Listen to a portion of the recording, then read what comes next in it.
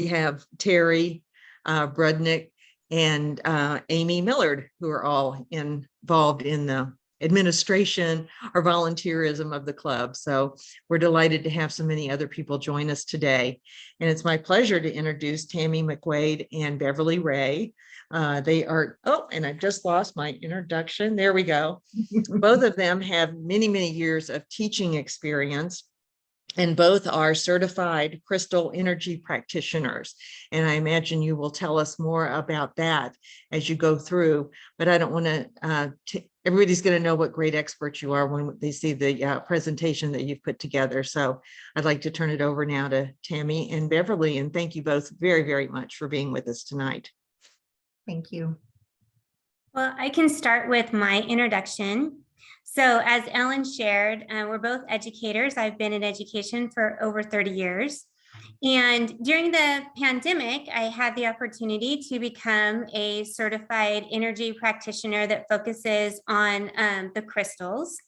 And the way that I got into it is my mom throughout her life, she's had a lot of trouble with Western medicine. So I've always had the opportunity to go do holistic practitioners with her.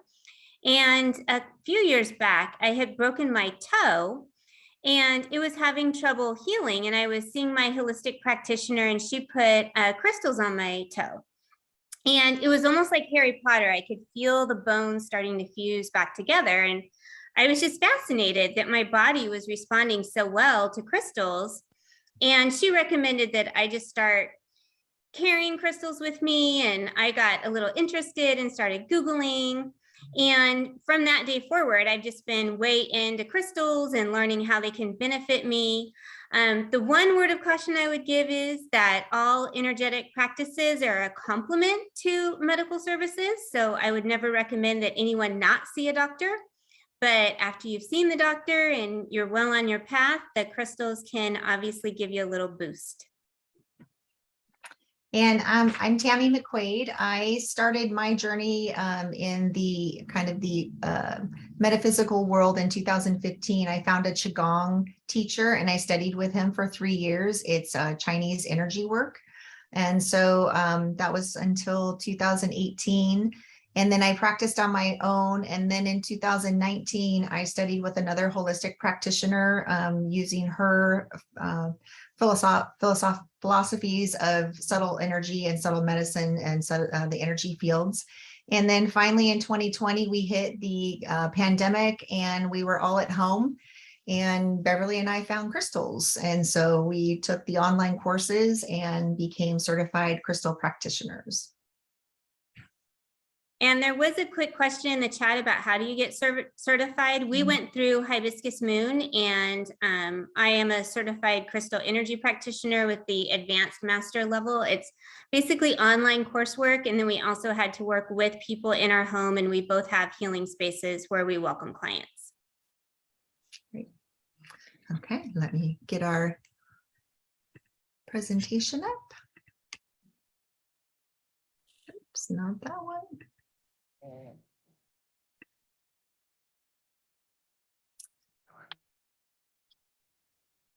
Okay, so that was our intro, and Beverly will start with the history of crystals. So this has fascinated me. I've always loved history just in general. And whenever I started learning about the crystals, I was interested in seeing that for tens of thousands of years, people have used crystals in society. And whenever you start looking at ancient civilizations in particular, crystals have always been integrated into the culture and into the different civilizations. And when you see like South American, Native American, Australian Aborigines, even though they're all using crystals, they're all also determining that certain crystals are used in certain manners. So for clear quartz, that is the master healer. And all of the different cultures and civilizations were determining that that is the master healer, and that is what is working best to work with different people. And what I find fascinating is they didn't have social media. It's not like you're going to see that on TV and everybody's going to agree. Yet being on different continents and in different areas of the planet, they were coming to these determinations all independent of one another. And as far as the practice of laying on of stones for a healing practice itself, that goes across many civilizations. Ancient India, China, Egypt, Native Americans, Australian Aborigines, all would practice using crystals in a healing manner. And basically, that's what Tammy and I do today. We have clients that come into our home and we read their energetic bodies, and then we use crystals to benefit them. For me, I focus on deep relaxation, and I use the crystals to help clients to just get that nice, the way they always describe it is it's an energetic massage. So I think it's neat that ancient civilization did this, and here today we're using the same practices. I, for one, I have a very strong religious background. I was raised Christian, Presbyterian, very conservative. And so whenever I got into this, I wanted to make sure that this does fit in with my personal religious beliefs. And when you start studying in the Bible, there are crystals referenced throughout the Bible. And when you start looking into other religions also, they would use crystals. And they were used across religions, across civilizations. They had different amulets for protection. They were healing tools. They were good luck charms. They were used in religious ceremonies. And so I just think it's neat that crystals have been around for so long, and they're a product of the earth, and that we continue to use them today.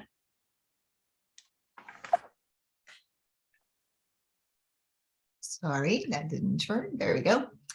So again, when Beverly and I started this in 2020, I was actually on the path to wanting to become Reiki certified because that was something I was familiar with. And she's like, no, we need to do crystals. And I was like, but I don't really have any background knowledge on crystals. So I needed to go searching for science. What is the science of why crystals have healing energies? And so this is what I found. You know, of course, our bodies are made of trillions of cells, and we're not a solid, as we learned in high school science. Everything is vibrating molecules. Even a desk, you know, the molecules in a desk are vibrating. They're just at a slower pace. And then if we go down to the molecular level, we have a photon, right? A photon is a light particle. It's a particle with energy, and it moves. So this is something we can't measure yet, but we know it's there. And the photon does not have mass, but the electrons do have mass. Our DNA acts as a receiver, and it transmits these vibrations to clear any blockages that may be in your body. And the way that it transmits it is through the liquid cytoplasm that conducts the energy. So that's where I found the proof that I needed to have the buy-in that crystals can have an effect on our cells. So if you look at the graphic, you can see what's called a torus. And the torus is an energetic field. You hear of people having auras, or you hear of energy workers working in your field. So what does that mean? Well, electrons flowing through a wire have a magnetic field, and electrons flowing through human tissue also create a magnetic field. And all of our organs and muscles have their own fields that are transmitting through our body. So that's why we can sometimes feel people when they walk in a room. I don't know if you've ever been maybe to a gathering, a social gathering, and then somebody walks in the room and everybody's just like lifted and happy. And it's because their field is coming before them. And it's actually connecting with the people in the room, which is lifting the energy in the room. And one way that I think about an aura is when I think of my pet.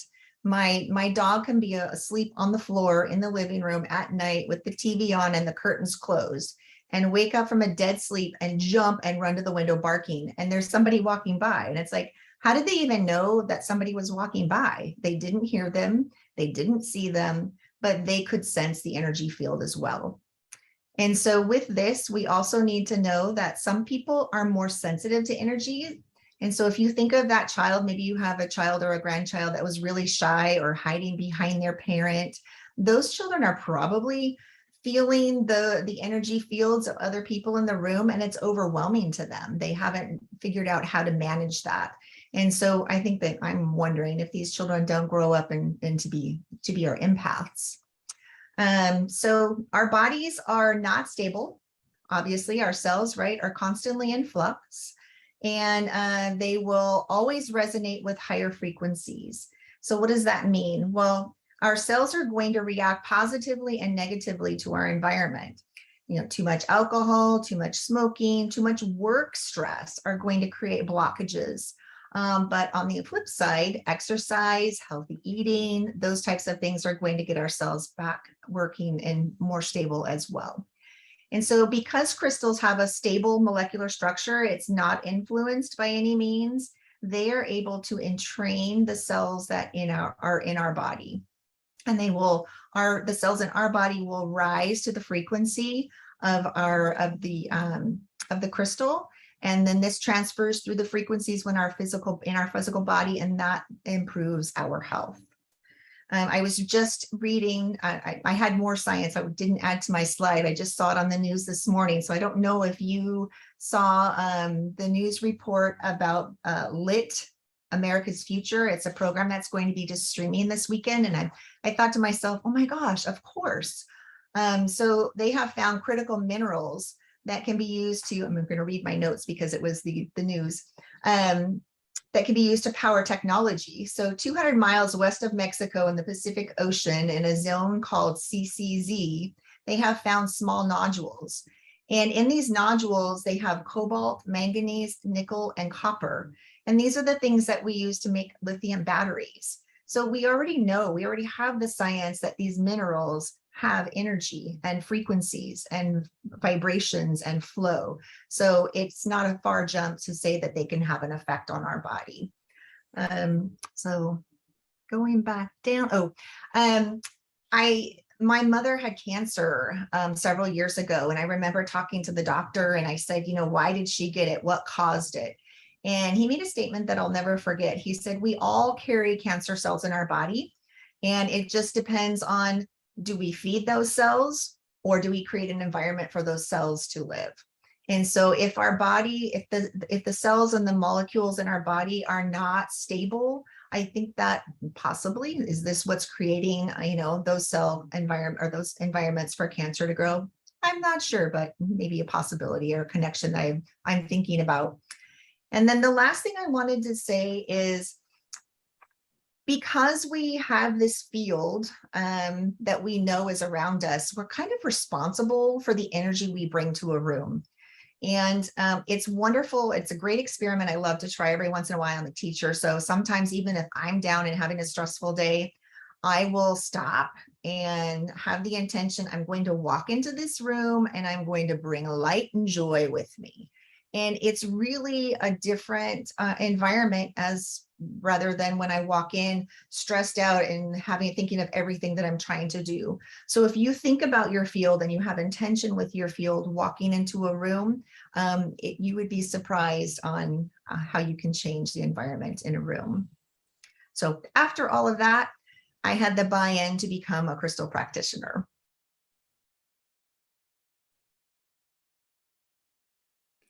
So when I first started with crystals, I did all the Googling and the reading and read about the, importance of the intention and cleaning them. And it seemed like it was very much quite the task just to figure out which bracelet I was going to wear for the day and then to get it cleaned in the evening time.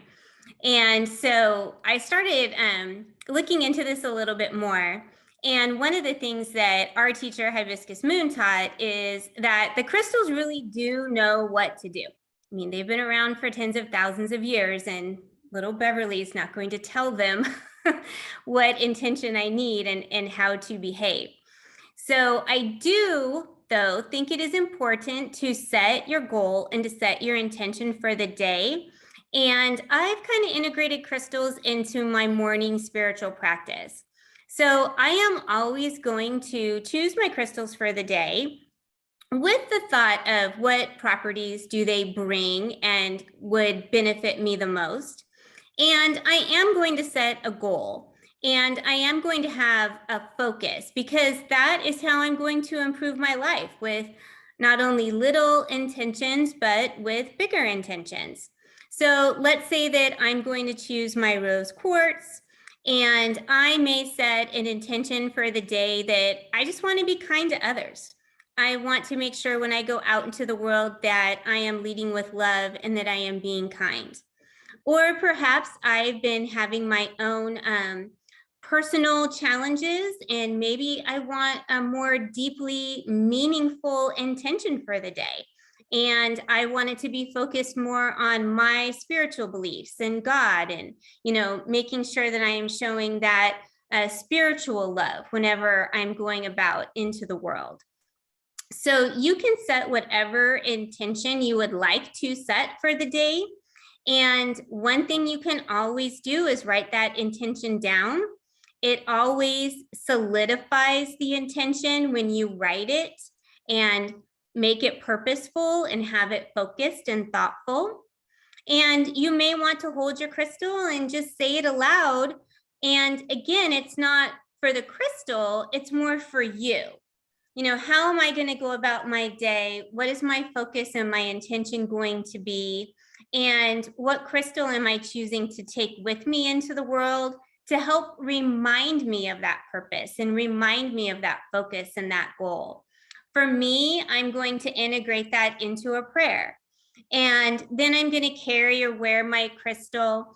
And as Tammy shared with the science, the vibrational energy of that crystal is going to entrain with my body, and it's going to raise my energy and raise my energetic frequencies, so that now as I'm going through my day, I'm going to have a higher vibrational frequency, and I'm going to be able to better meet my goals and my intentions. So again, the crystals have their own characteristics and properties that are embedded within their molecular structure, so they know what to do. So the intention is more for you so that you can have that clear focus throughout the day. Next slide. So one of the things that we started learning about whenever Tammy and I started studying about crystals and energetic fields is we were introduced to the concept of chakras. And just to make this as basic as possible, we have our physical body and we have our energetic body. So like we had said, whether it's an aura or an energetic torus, there's basically a field of energy that surrounds you. And whenever we walk into a room, that enters first. Within that energetic body, there are also chakras. So the chakra system goes along the midline of your body, and they're basically energetic nerve centers. And there are 7 basic chakras that we are going to walk you through this evening, starting at the pelvic area, that's the root. And then we go up into the sacral, which is about where your belly button is. The solar plexus is your abdomen. The heart chakra is right at the heart. And then we have the throat chakra, the third eye, and the crown chakra. And so the bottom chakras, your root and your sacral and your solar plexus, those are your physical body characteristics, like your fight or flight, your survival, that basic physicalness. And the heart chakra is the center point. And then all of the chakras above are your intuitive side, your religious, your spiritual side. So what the ideal is that your chakras would always be in balance so that your physical and your energetic bodies are well connected. And if your chakras are not in balance, which pretty much nobody's are all the time, because we live life and there's just no way you could be perfect and have all your chakras in balance. So what we would like to do is raise our vibrational energies. It was a perfect example that Tammy gave. As an educator, you walk into the room and you're thinking, oh, I have to get through the math test. I have to make sure these children learn the concepts and the standards, and you're just kind of downtrodden. all the children in the room are going to respond with that same energy. They're going to meet you where you are. So you bring the light, you raise your vibrational frequency, you're going to raise the vibrational frequency of everybody around you. For that example, all the children in the room.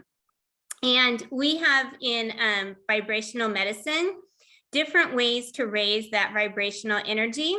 We could do that with different colored light, sounds, colors, meditation, aromatherapy, essential oils, bijas, and those are like a sound. I know commonly if you hear somebody meditate and they say om, the om is a bija.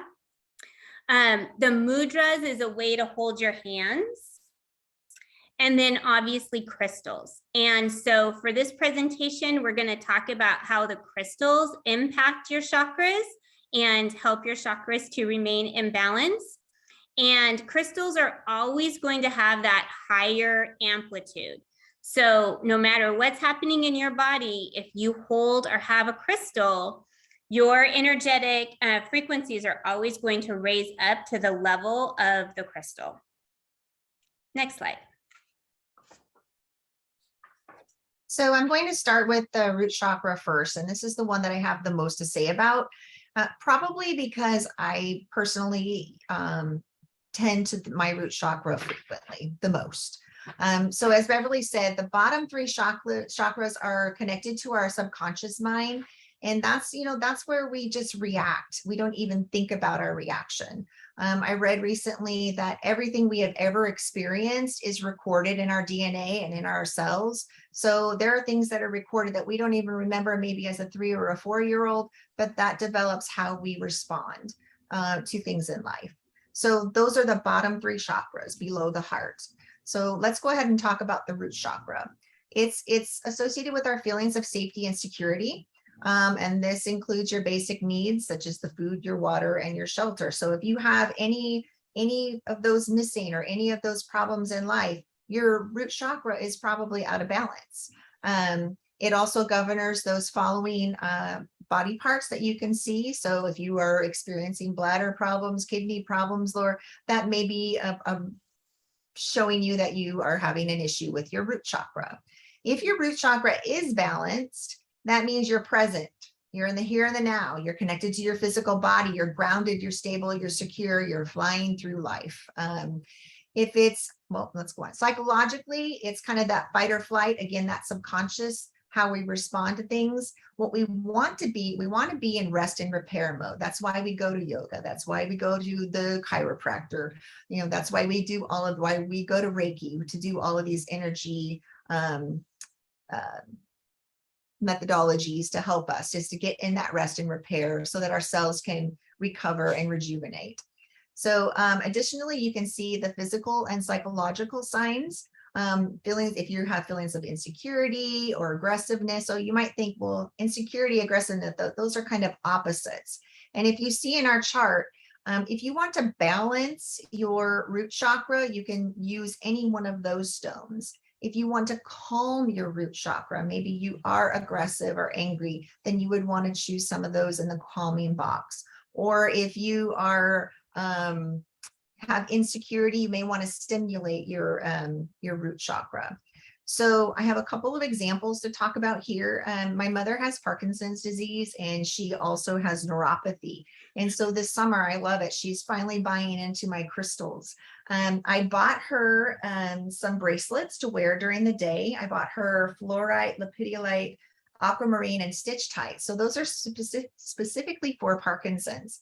So she wears those bracelets throughout the day to help her with her balance problem. And then I have some for her neuropathy. I've given her red carnelian, which you'll see is there for balancing, black tourmaline, and hematite. So she has just 3 stones, and they are on the coffee table by her chair. So in the morning when she gets up and drinks her coffee, she holds those 3 stones for 15 minutes. You just need to have about 15 minutes for a therapy session or to receive the therapy of them. And then at night when she's watching TV, she picks up her 3 stones again. and she's finding more balance and being more calm in her with her problems that she's been experiencing. So I'm kind of excited that she's doing that. Another thing I wanted to point out, this one shows red. You can see this chakra is associated with the red color, but the black stones are also are grounding stones. So if you are like today, you'll see later when I talk about the throat chakra, that's blue. I wore my blue color today because I wanted to speak well tonight. So I wanted to support my throat chakra. But if you wanted to support your root chakra, you can wear red. You can eat red foods. You can do red light therapy. So you just want to bring all of that red into your life to help with that root chakra. One of the other things, so again, I'm a teacher and it's been COVID and it's been crazy, but we're recovering. So it's starting to become a better, but any work, any job, you can have a lot of stress. And probably one of the ways I balance my root chakra during the middle of the day, if I'm feeling insecure or restless or out, like I have too much to do and too much stress, I have two black tourmaline stones in my classroom. I even showed them to my children. And the other day I was like, oh, I'm frustrated. And they're like, get your stones. But I take my black tourmaline, I sit in my chair and I put one between my feet on the floor and I put one in my left hand. And what you're supposed to do is close your eyes. And when you inhale, you say, I bring all of my energy back. I call all of my energy back to me. I release everything that's not mine. I call all of my energy back to me. I release everything that's not mine. And you'll find that it only takes about 2 minutes and it calms you down. So that's one of the ways I use my root chakra, or try to balance and keep my root chakra balanced. One more thing, the anchor that I had started there, you can also picture an anchor leaving from your tailbone. Again, this is all energy, right? Subtle energy and what we can use in our field. And send that anchor down through the layers of the earth to the center of the earth and hook it in and pull that anchor. And you just have to imagine this anchor and sending it down when you're feeling out of stress, and it will anchor you down and pull you back and calm your world. So let me make sure I hit everything. Yep. So that is the root chakra. And if I can add to the root chakra, most of my career, I was an elementary school principal at 5 different schools over 23 years. So you could imagine a lot of people wanted my attention, a lot of children, parents, teachers.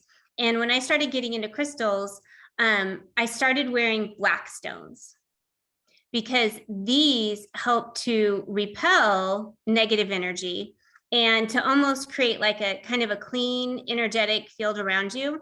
And this is my shungite. And what I found is I really love shungite. And I had no idea why I love shungite so much, but I really do. And I wear this all the time. Well, when I was getting ready for the presentation for all of you, I started researching a little bit. And lo and behold, shungite cleanses auric fields. It's one of the best cleansers. And it is also one of the crystals that you could actually take a voltmeter and you can measure the energy coming off the crystal, which I thought was fascinating too. So all of us, probably our root chakra would be the one that would take the most hits throughout the day in interacting with different people. So if you have a black or a red stone and you take that with you, that will help you to stay grounded throughout the day. Okay, next screen. So the sacral chakra. The sacral chakra, the affirmation is, I allow pleasure and goodness into my life. So the sacral is the center of our emotions and feelings. It stimulates pleasure, and it also plays an active role in our sexuality and how we express our sexual needs and desires, and also just our basic passion for life and our creativity. So it is really that center of joy and pleasure in your life. So whenever your sacral is balanced, you easily show your feelings and emotions. You don't get overly emotional. You're very open about your intimacy, your passion, you're lively.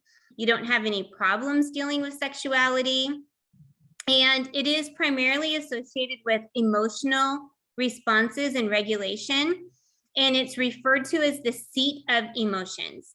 And then the organs are the sense of taste and then the reproductive areas. And then again, the physical problems are with like endometriosis, sciatica, sexual dysfunction, and fertility. And one of the things with the sacral is that power to express your emotions and to really live in your emotions without getting overly emotional. And now that we've gone back to education, Tammy and I are going to refer to that a lot because we are actually in the field of education. We have been really focusing on our students and making sure that they have what we call self-regulatory behaviors. Can they control their own emotions so that they don't respond impulsively when they're interacting with their peers? And having taken children in our society and now really limited the amount of interactions that they've had for the past few years, and then you put them back into a school structure with lots of people, lots of different children, a lot of expectations on them, you can understand how they could become overly emotional. And so, you know, we are all actually starting at our schools different wellness centers and bringing in those Himalayan salt lamps and things that you would never expect for a school to do 5 years ago. Now we're moving forward with it and maybe having some crystals that the children can play with if they're getting overly emotional. And we can provide possibly a moonstone for them to hold in their hand or a calcite because they're just having trouble regulating their emotions.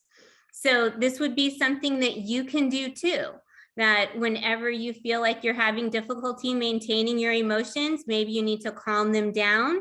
You might want to choose, you know, an emerald or a white moonstone. If you feel like you need balance, you might want to have a citrine with you. Or if you just feel like you're kind of dull and you're not able to feel your emotions the way that you should, perhaps you want some sunstone. That's one of my favorite crystals, is to have the sunstone. And it's a pretty stone and you can just play with that. So that is pretty much the basics of the sacral. Tammy? So the solar plexus is the last of the three that are the instinctual and the, you know, the subconscious mind. I forgot to let you to read the affirmation on my root chakra, but these affirmations at the top, this is something that you can say to yourself in the mirror and look like sometimes it's kind of hard. You'll stumble over your words, but look yourself in the eye and repeat this affirmation. You know, I am confident life will support me through all of its changes. So the affirmations are helping you as well. The solar plexus is where you find your personal power, your bravery, your energy, right? It's where you're finding the courage and the confidence for how you show up in the world. I know we've all had days where we're just existing, we're just walking through the day, and that would be a solar plexus that is out of balance. So we want to work on having a life's purpose and walking with joy. It is one of the most commonly blocked chakras and one that has the most complaints. And a balanced solar plexus chakra, obviously you feel in control, you have great self-esteem, you're confident, you have healthy boundaries, right? That's one of the things that I'm constantly working on too, is healthy boundaries. You're not passive or indecisive or timid. And just before I forget it, you know, one of the ways I work on my solar plexus chakra is at night.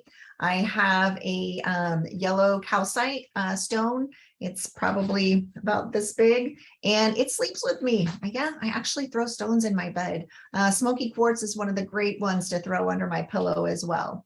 But this just helps me, you know, show up find my self-confidence. If it's, you know, something, if I've taken a self-esteem hit or of the day, it just sets me up for the next day to be balanced. You can see the physical problems there associated with the solar plexus chakra.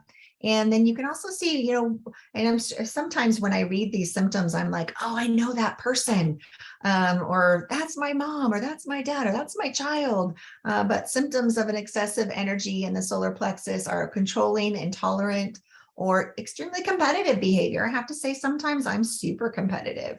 Not always, so I'll have to think about that. Maybe my solar plexus was out of balance, or overeating or overindulgence, and then exactly the opposite, fatigue and excessive laziness. So these are all symptoms of a solar plexus chakra being out of balance. One of the ways that I try to, like I told you, I sleep with my stone, but I try to be intentional, like going out. If I'm going to have a hard day and I know it's going to be somewhere that I might not have good self-esteem. If I'm walking into a party, I'm kind of shy, I'm going to admit it. I might want a boost. So maybe I'm going to throw a yellow stone in my pocket, or maybe I'm going to throw a yellow bracelet on my wrist, or maybe wear a yellow shirt. And think about all the times you've probably seen somebody in a bright yellow shirt and you look at them and you're like, oh my gosh, ooh, that's beautiful. So yellow supports the solar plexus chakra. So the heart chakra, I love this affirmation, and I try to live it. I hope I live it. Love is all that truly matters in life. And the heart chakra is right at the center of your body. And that is what is going to connect your lower and your upper chakras. And obviously the heart is the one that gives us empathy, compassion, forgiveness, acceptance. It's also the chakra that is the most transformative. So if you are going to work on healing one chakra, you would want to start with your heart and really making sure that you are living everything that is in your heart and showing that love. So you might need a heart chakra healing if your heart center is just kind of closed and you feel like you really are not able to express that love. If you are a very compassionate, friendly person, maybe your heart chakra is very balanced and you have harmonious relationships. When the energy of the heart chakra doesn't flow, you might have physical, emotional, or even existential issues. And then as you start to heal that chakra, you're going to have that boost in energy, that positivity, the love, the compassion, and you're going to feel that connectedness to life and finding your purpose. And then the associated body parts are the thymus, the lungs, and then all the different areas of the heart and circulation. And the physical problems might be just true heart problems and lung issues. The heart chakra is the one of the two chakras, the other being the root, that has two colors associated with it. So the colors are pink and green. So any pink stone, rose quartz is the most commonly known crystal for love, rhodonite, any of your green aventurine, green calcite. Those are all crystals that are going to help with your heart chakra. Next screen. So the heart chakra is also that 0 point. So like I talked about, it's where the lower chakras and the upper chakras are joining in the center of your body, but it is also the point where your physical body and your torus are connecting with one another. And so that 0 point heart chakra is really what is bringing your physical and energetic bodies together. And then obviously your lower and your upper chakras together. So it is the most important chakra to keep balanced for physical, emotional, and mental health. And probably the best way that you could do this is that you look at life through a lens of love, and then it will be reflected back to you. I had a little story I wanted to share with you. Obviously, you can imagine being a principal for over 20 years. I've interacted with tons of kids. I have lots of tricks in my bag. And I remember this one little girl in particular at one of my favorite schools that I was principal at.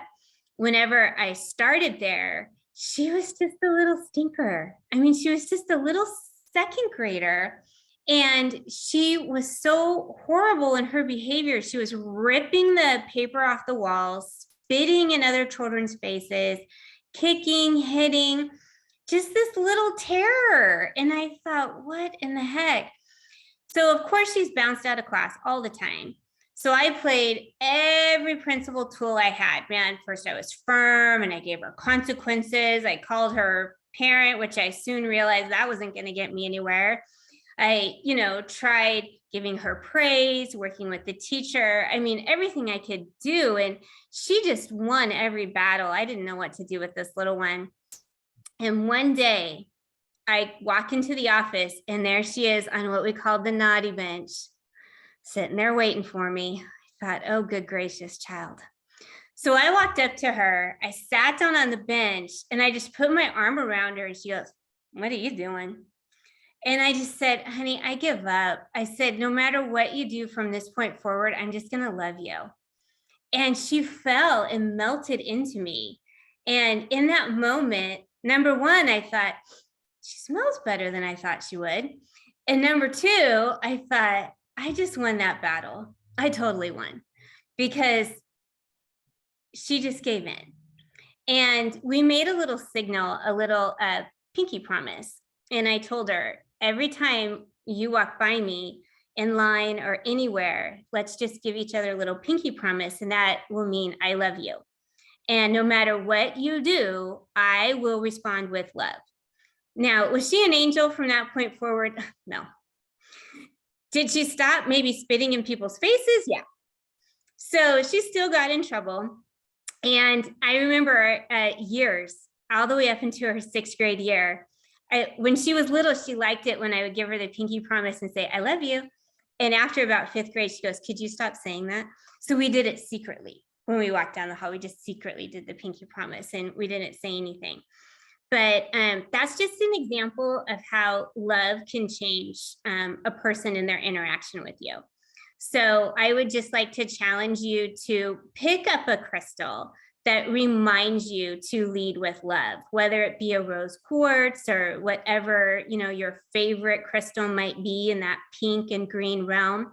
And then use that as a reminder when that person is driving and cuts you off in traffic.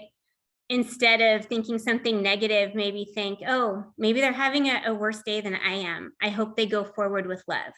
And try to think of ways that you can integrate love into your day and carry those crystals as little reminders to have you do so. Next screen. Okay, so the throat chakra. So now we are no longer in the subconscious instinctual side of the body. Now we're in the mind, we're in our egos, and in our thoughts and our choices. So the affirmation is, I express myself as honestly as I can.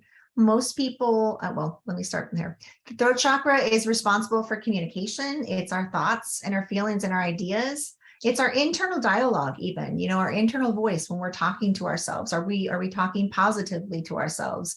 And we need to strike a balance between speaking and listening. Oftentimes when the throat chakra has been out, when someone's been in a session, I will say, where in your life are you not speaking your truth? And they always go, oh. And that's what the throat chakra is all about. It's like, where are you stifling your voice and not speaking your truth? But on the reverse side, it's where in your life are you not hearing your truth? Are you interrupting people when they talk? Are you not listening? And so these are areas for the throat chakra. And if you think about, oftentimes, if something is really emotionally disturbing, we will get choked up. Like we actually can't get the words out of our voice. And that would be an imbalance, or, and that would obviously, if there was a stress in our life where we're choked up, that's affecting the cells in our body. If you're balanced, you have no problem expressing yourself and doing it in a creative way. It's so funny when I think of these balance, I always picture somebody in my life. I don't know if you guys are too. That super balance that just shoots out their truth. And then you can see the physical problems with the throat chakra are obviously going to be everything in this area: ears, nose, throat. headaches, and then behavioral issues, lying, obviously, you're not speaking your truth, and maybe even some anxiety and fear, and that's why you're not speaking your truth.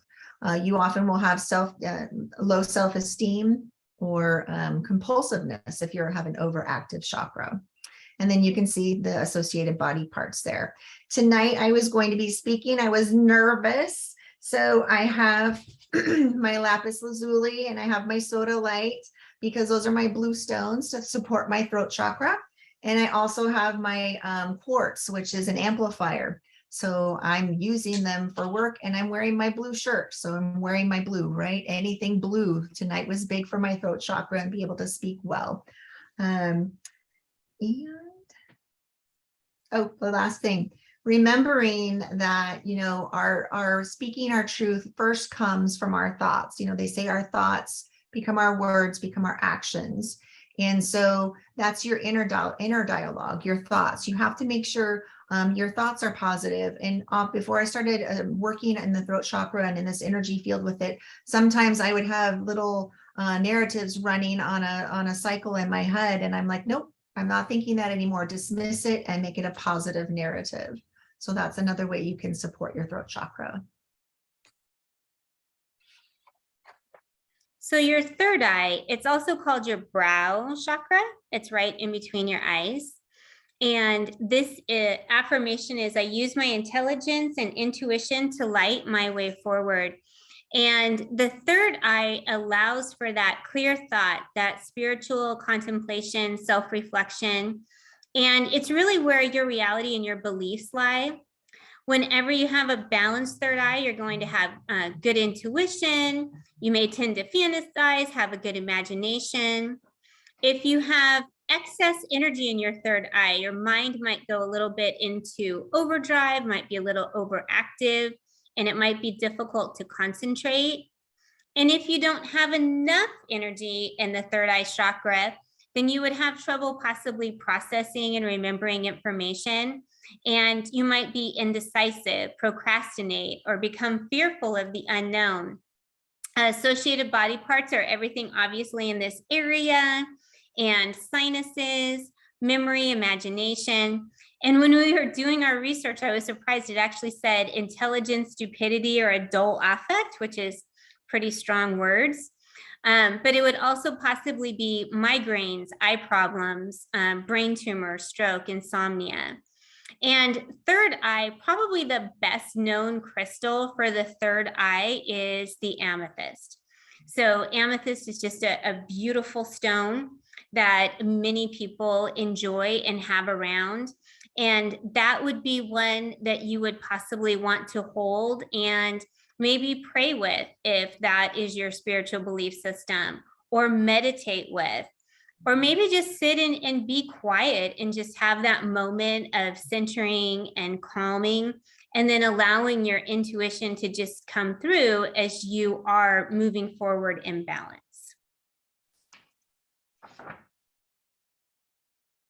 So the last of the 7 physical chakras the 7 chakras in our physical body is the crown chakra.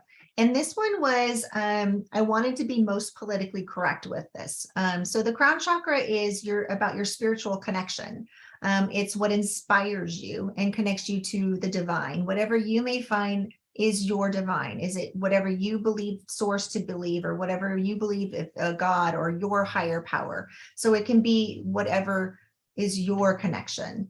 And this chakra also gives you a sense of your own divinity, awareness that you are a soul living a human experience. So this chakra is about wisdom. It's about being one with the world, and it governs and coordinates the other chakras. I loved this statement, balanced. If your crown chakra is balanced, you're not prejudiced. You're quite aware of the world around you. You're quite aware of your place in it, and that we all have a space and a place to be. You can see the associated body parts there and the physical problems. So if the crown chakra is underactive, you're probably not very aware spiritually. You might be rigid in your thinking. And if it's overactive, you might be addicted to spirituality and actually ignoring your own bodily needs. So those are the stones there in the chart that can stimulate, balance, or calm your chakras. These stones are the white stones. You can use, again, the white light, the white clothing. And I don't think we've even mentioned that in the research, it even says white foods. So you can even eat the colors of these chakras that we have visited with so far. And then, of course, the affirmation, the divine guides me on my path of life. So here we put together all of the stones in one place. So this is a crystal chakra chart. So I would hesitate. Well, if you want to go out and if you're like, okay, I think my root chakra is out of balance, which most of them are, or that's the first chakra I want to work on, I would encourage you to go to your resource. And if you're going to balance it, we have tiger's eye, bloodstone, hematite, carnelian, and dragon's blood. I would encourage you to go and hold one of those stones and ask, are you the one to work with me? Are you the stone that will work with me? You'll be quite surprised. You'll get an intuition of yes or no, and then put it down and try all the others that you have available to you. That's the best way to pick a stone.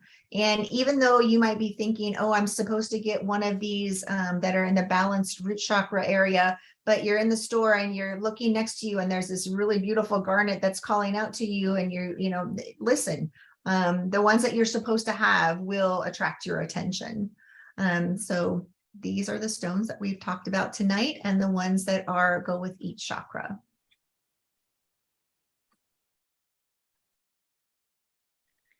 So then the question becomes, okay, I went and bought these crystals. Now, what do I do with them? So there's lots of ways you can integrate crystals into your daily life. And even looking back with me, I'm surprised. Now I would say if I leave the house without a crystal, I almost feel naked. I feel like I don't have my clothes on because I don't have my crystal. So it's a very rare thing that I leave the house without a crystal on me.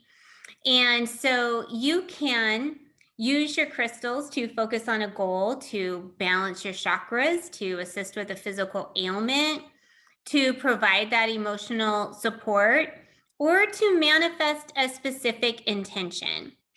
And crystals come in many, many different forms, as you all know.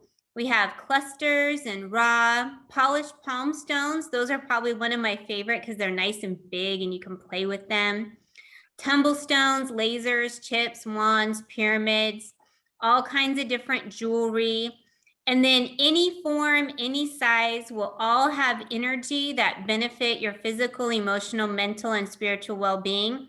One of the questions we get is, do you have to have a big crystal to get that energetic balance? And the answer is no. Sometimes the smallest crystals, they still have a very powerful energy that are going to entrain to your body and benefit you. Whenever I look at this list, I think, oh my goodness, I have one of all of these in many different forms and many different crystals. And so your crystals can be worn as jewelry. They could just be carried in a pocket or a pouch. You can place them around your home or your work. And you could use healing stones to balance your chakras, to have any physical or emotional issues tended. And then again, you can manifest an intention using a crystal grid. And if you look at the picture, Tammy and I were together whenever we decided we were working on our small businesses that we do together as partners.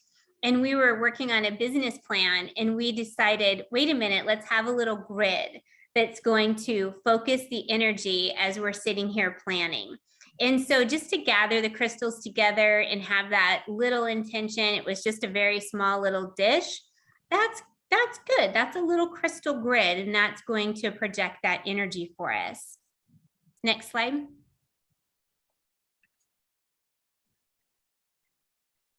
So I like making crystal grids. I think they're very fun, and I like taking the time to really think about what kind of intention do I want to manifest over the next week or the next month. And one of the definitions that we had from our teacher from the course that we took is that a crystal grid is a geometric pattern of energetically aligned stones charged by intention set in a sacred space for the purpose of manifesting a particular objective. So I started researching how do you make these crystal grids? And I came across some very good books, and obviously there was a course on it that we took. And so whenever you start to create a crystal grid, you want to think about your intention and really put some purposeful thought into it. I, for one, take about a week or more to come up with my intention before I create a grid. And oftentimes I write that down and I place it underneath that center stone. And then you can determine your sacred geometric pattern. And that geometric pattern will support your intention. There's spirals, circles, squares, stars. And in one of the books in the resources, they actually in the crystal grid book by Hibiscus Moon, they go through the different geometric patterns and how they add different energies and strengthen your crystal grids. And then you would select your center stone to broadcast that grid's intention, which obviously would be located in the center of the grid itself. And then you choose the surrounding stones to support the intention. I always add lasers or pointers to point the energy of the grid in a certain direction. And then you would use an activation wand to direct that intention and energy. And what you see there is a protection grid, and I keep that in my office. I would have that, oh, thank you for sharing. I would have that at my school to protect me and the children and the school itself. And now that I've moved to our district office, I have that grid set up in my office just to protect everyone. And I set that intention to protect all the children and to really have that energy flowing out there. Next slide. So this is one of the grids that I made just for love. It was a very basic grid, and it was to communicate love, hope, and compassion. And so for my center stone, I used rhodonite for compassion. And then I chose for my surrounding stones, amazonite for hope and rose quartz for love. I used my clear quartz lasers to amplify the intention. And you can see in the photo, my activation wand was the selenite unicorn wand to direct energy for the grid.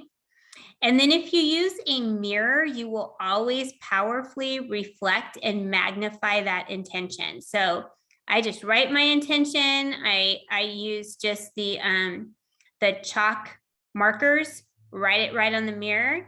And then I create my grid and have that just usually set in a place in my home. And as I pass by it, I might stop and I might just think about it for a moment. I might say a little prayer, but it really helps to have that concentrated energy just radiating out for your intention to be met. Next slide. This was one of my deeper, meaningful spiritual alignment grids that I did. And I chose, my affirmation was, I choose to be love, live in spiritual alignment, and be guided by God's spiritual wisdom each day. As I say, I'm very religious and I come from a Christian background. And I now say that I used to pray the grocery list style. Dear God, I want to ... And through this journey, I've learned to change my prayer to, I would like to be led for whatever your divine guidance is.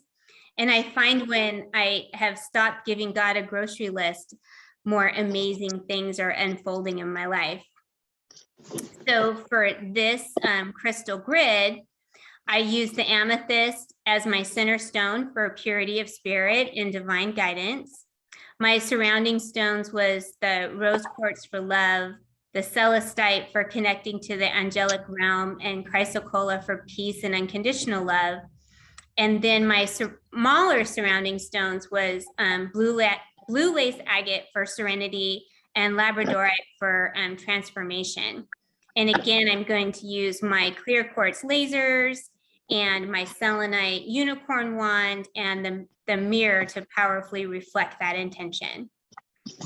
All right, next slide. So whenever we got this presentation ready for all of you, we started talking about what were some of our favorite books that we read. And so these are just some resources if you're interested.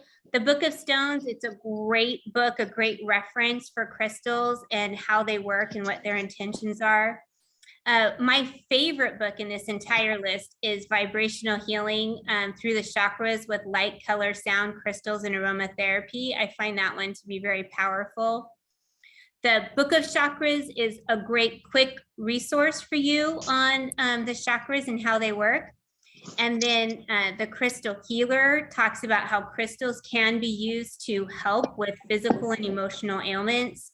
And then we have 2 books that we recommend on crystal grids if you're interested. Next slide. And that's our presentation. So we wanted to thank you for attending. These are our connections. I'm drawing a blank. Where are my stones?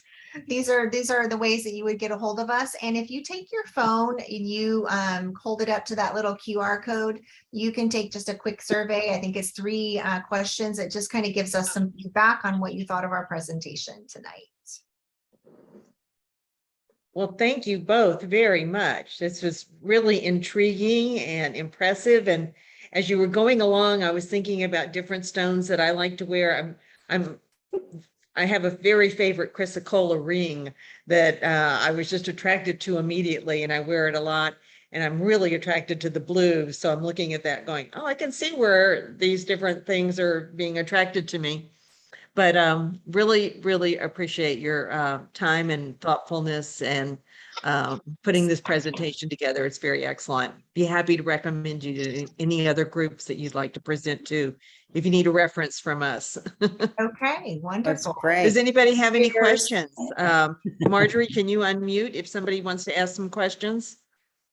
Yeah, I've been trying to unmute people There or we go. asking them to unmute themselves if they do have any questions, and I'll continue to look down in the chat box, but yeah, please feel free. Now's the time. So intriguing. Yes, really was. And I hope that those of you who have not come to our meetings before, that we can see you on the 3rd Wednesday in the San Clemente Community Center for one of our meetings. We're going to have Walt Lombardo from the Nevada Mining and Bookstore in October and our 60th birthday party in November. We'd love to have you all join us. We'll have Question? cake. Yes, Sarah. Oh, I do. Okay, so how would you charge your crystals if you can't bring them all outside on a full moon? Oh, I'm going to answer that. Beverly will probably have a different answer, but I'll tell you my answer.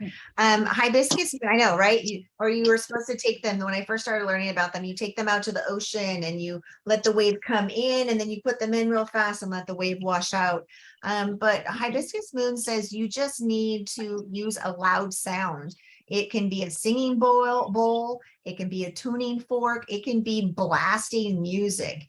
And that vibration recharges and sets the molecules if they've been adjusted in any way. So Beverly? do small children whining count? 'Cause I got that. I know. If they're loud enough. And They're loud. I would actually say I agree with Tammy. I use a tuning fork and just hit it. And whenever I do work on a client, though, I do take those crystals and just run them under cool water and then just let them dry, because I do feel like that's a quicker way to get make sure that energy is not being shared with anybody else. Thank you. I'd like to announce also that we are starting some jewelry making classes. We actually have 2 classes that are going to be held in September, and it's in our newsletter. And Amy Millard, our treasurer, is going to be leading those classes. We have 1 space left in the cabochon class and 1 space left in the Woodworking and making stone. a cross, isn't it? Amy, Either, or yeah, can you talk? sure. It's wood and stone. Wood and stone, where we're gonna make a cross and or an alternative. So it's maybe a wind chime, but it's a wood and stone class. And Amy, why don't you put your email up? So if anybody wants to get in touch with you about the upcoming classes, they can do that. Okay, great. Yeah, and then the first one actually starts next Friday. It'll be 2 consecutive Fridays, and that's the Cabochon class. And the wood and stone starts Sunday, and will be 2 consecutive Sundays. And then I did see a question in the chat. There's a couple questions. I saw a question about the breastplate in the Bible, and that was Aaron's breastplate, and the stones represented, there was one stone to represent each of the 12 tribes of Israel. Right. And that there is a thought that those were actually the birthstones that we now use today, but that's not true. In the 1920s, they started using birthstones just to sell gems. Right. Mm. Tiffany, I think, started it. There's another question. What about sulfur as a specimen? Tammy, do you have that? You know, I have not had a lot of experience with the sulfur. I don't know. I know that when we were going through, you mean as being labeled a mineral? Because I know like salt, salt is a mineral. So I've not looked up the properties of that, but I'm sure that we can look that up, or even Google like the healing spiritual or the healing characteristics of sulfur. Is that what the question was? Well, it just Well, says, what about sulfur as a specimen? When Liz, let me oh, interject. there you are, here Wendy. Thank you. That because you said it was a yellow stone, that was the first thing that came to my mind.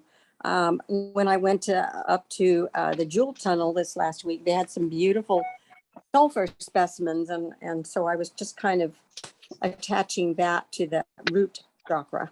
Ah, okay. Yeah, I've not worked with sulfur, and so I don't have that answer. I do know that I will clarify though, like one of the things that some of these minerals are toxic, so it's really important with young children or even pets that they're not left around because they are Especially toxic. sulfur. Yeah, that's what I was concerned about. Yeah, thank you. You're welcome. Any final questions or comments, anyone? Great presentation. Again, thank you, Beverly and ladies. Thank Tammy, you so all much. We really appreciated your putting this together for us. Thank Much you. appreciated. Thank you. Thank you. Have a wonderful evening. Thanks so Thank you. much. Thanks, ladies. Bye, everyone. Bye. Bye, everybody. Yeah. Thanks for coming. Oh.